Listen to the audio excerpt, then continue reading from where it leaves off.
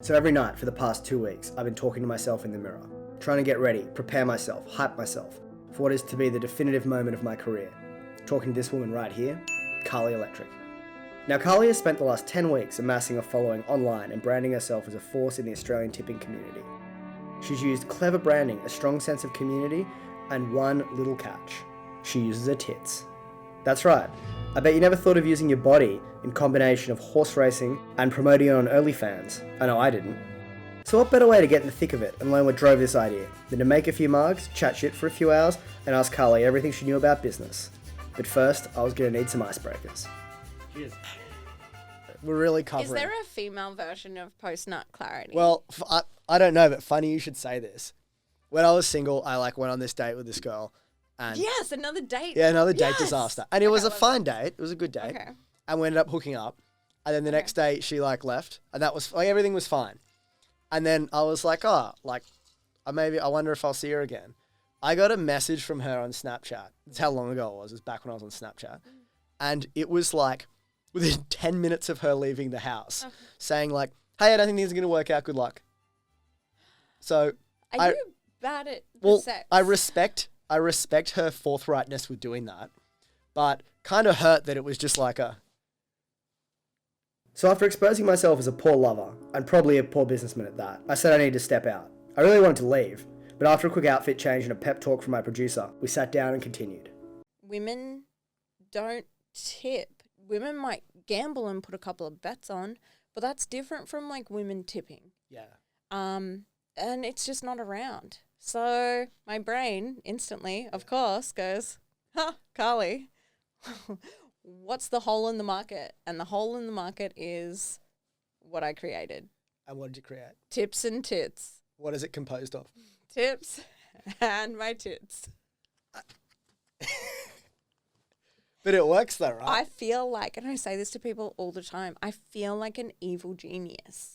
I had a look on OnlyFans the other day and I've had 800 people through OnlyFans. I've got nearly 500 on Discord.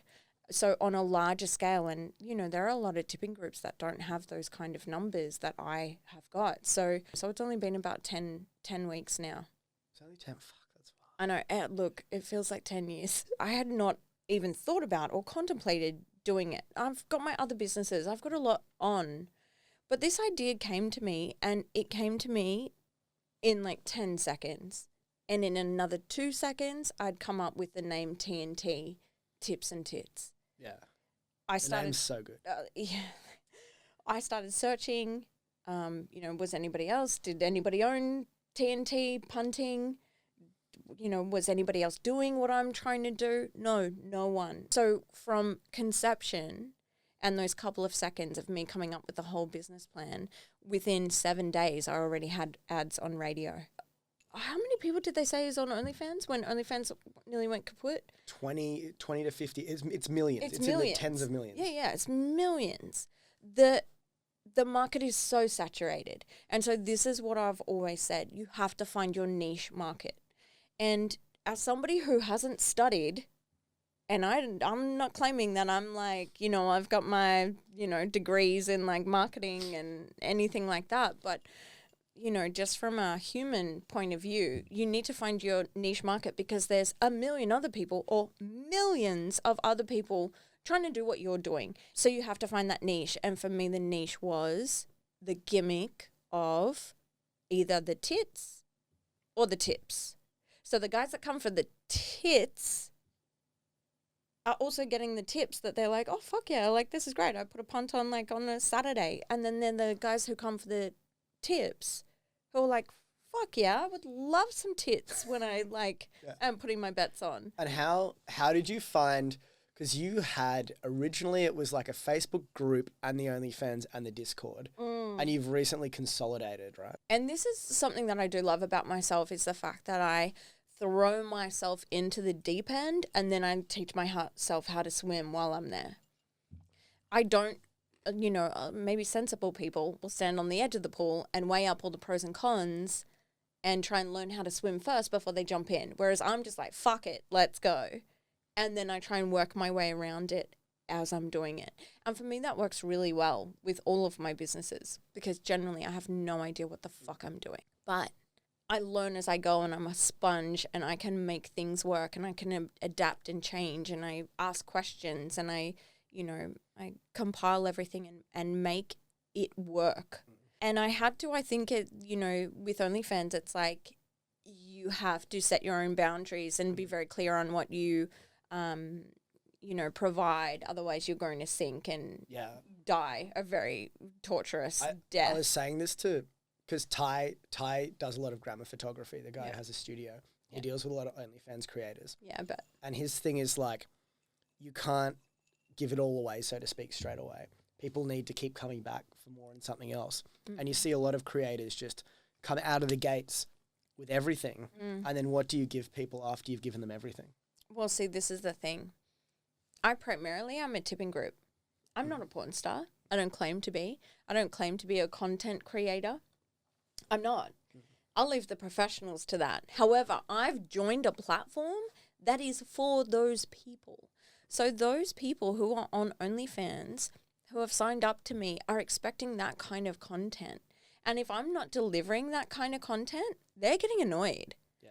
So here I was with OnlyFans running, but then I also had my Discord for TNT there's no images on there whatsoever. There's a lot of married men on there. There are people who just want the tips. So that's where all the tips are. So I've got these two platforms running side by side. And so OnlyFans just wasn't, people would complain about the price.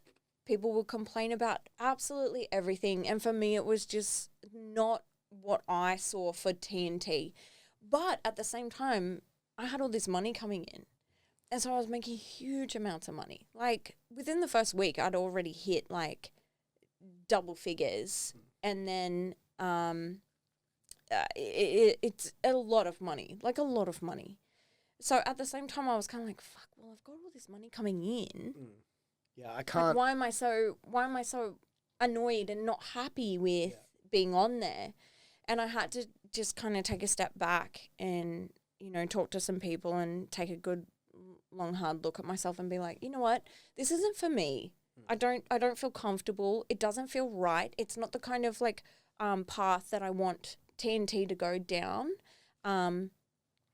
I would rather have job satisfaction and love my company, doing my own thing rather than just following the money and being on OnlyFans.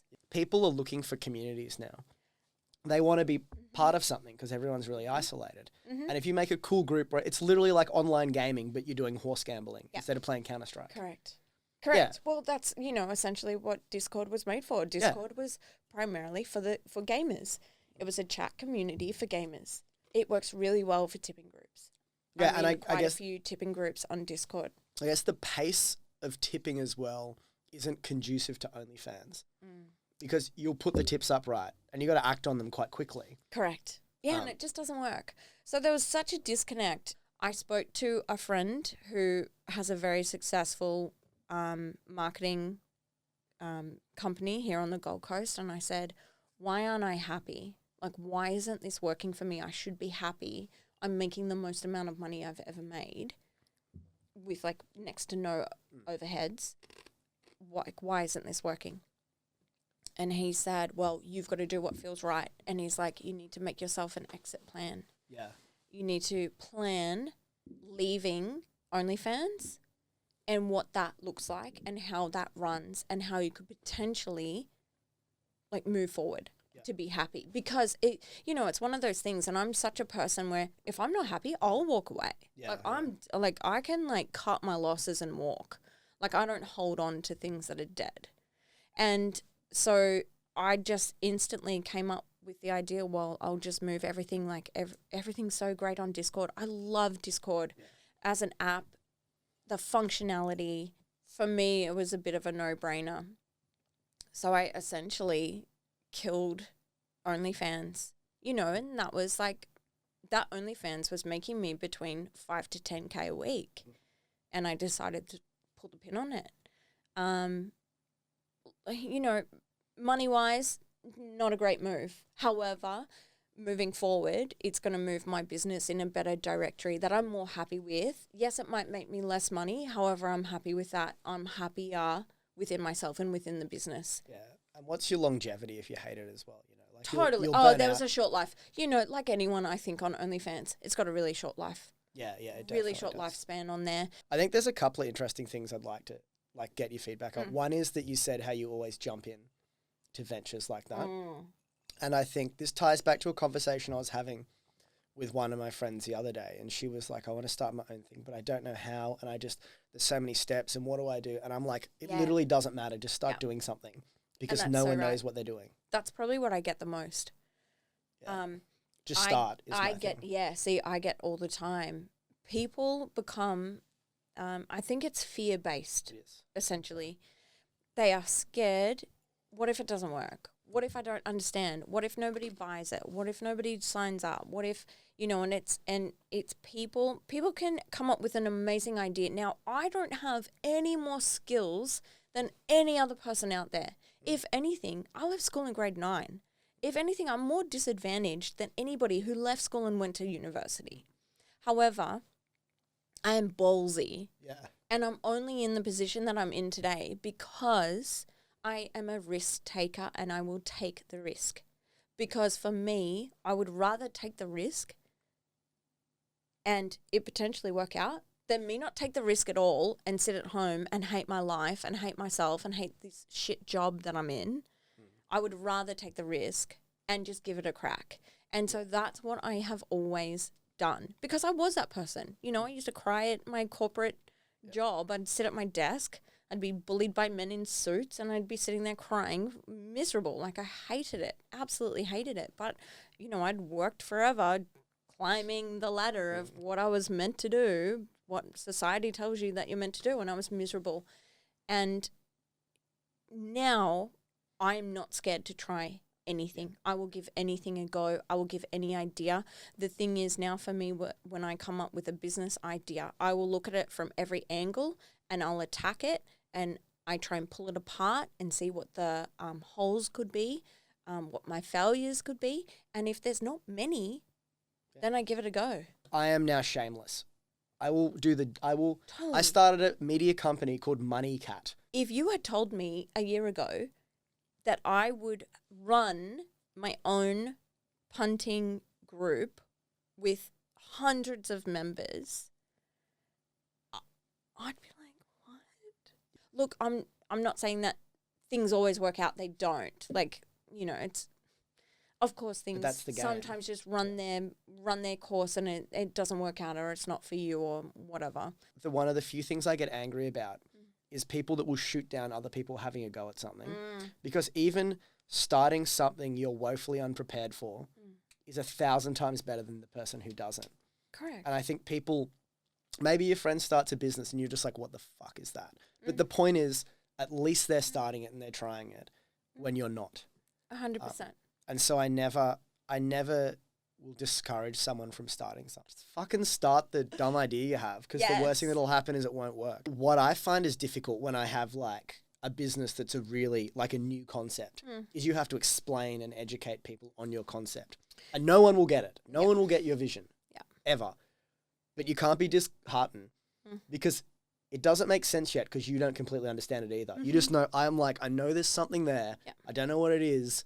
Yeah. But I'm just going to start doing stuff and see what happens. Yes. And I find if you're just honest with people with your communication like that, I'm like, it's here, it's done. Yeah. People will come along, especially at the early stages. But, it also, and this comes back to a marketing, branding point of view, is you become human. On OnlyFans, I wasn't human. Yeah. On OnlyFans, I was just some like tit chick. On Discord, I'm very real and I'm very human and I'm very personable and people talk to me like I'm a human.